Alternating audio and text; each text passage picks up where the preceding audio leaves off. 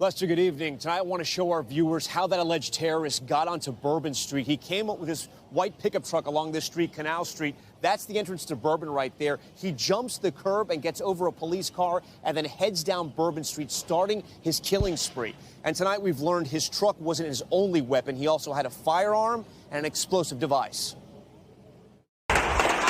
In the opening hours of the new year, terror on the streets of New Orleans. Cell phone video capturing the scene of bodies sprawled out along the city's famed Bourbon Street. Respond people now in Bourbon.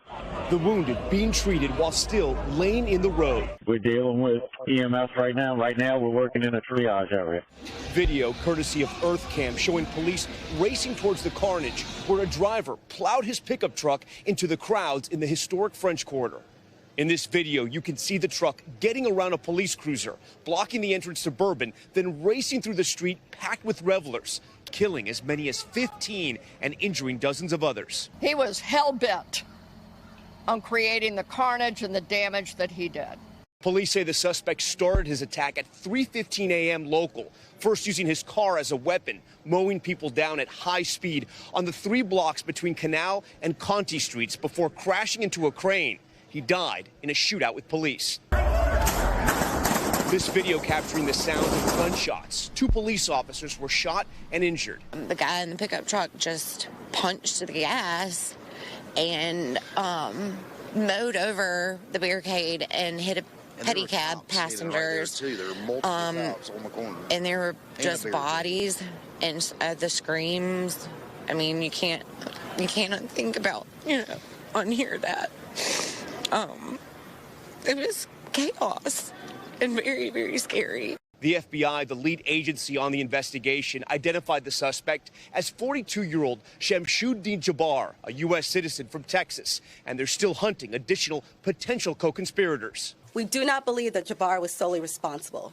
The FBI says Jabbar was driving a rented Ford pickup truck. An ISIS flag was located on the trailer hitch of the vehicle, and the FBI is working to determine the subject's potential associations and affiliations with terrorist organizations. The FBI says also found in the truck weapons and an improvised explosive device, plus 2 IEDs found elsewhere in the French Quarter were rendered safe. After hitting the crowd, he exited the vehicle and fired upon local law enforcement. Law enforcement returned fire, and the subject was pronounced deceased at the scene. According to Texas records, Jabbar had 2 misdemeanor charges in his past, one for theft and the other for driving with an invalid license. In a YouTube video posted 4 years ago, Jabbar identifies himself as a realtor and a Texas property manager. I'm born and raised in Beaumont, Texas, and now live in Houston. In the video, he says he spent 10 years in the military as a human resources and IT specialist. The U.S. Army confirmed he served in the regular Army and then the Army Reserves, saying Jabbar deployed to Afghanistan from February 2009 to January 2010 and ended his service at the rank of Staff Sergeant. President Biden today saying the FBI has been briefing him on the killer. Mere hours before the attack, he posted videos on social media indicating that he was inspired by ISIS, expressing a desire to kill. In New Orleans, Bourbon Street now an active crime scene with authorities searching for answers. We need the public's help. We are asking if anybody has any interactions with Shamsud-Bin Jabbar in the last 72 hours that you contact us. The FBI is asking the public's help.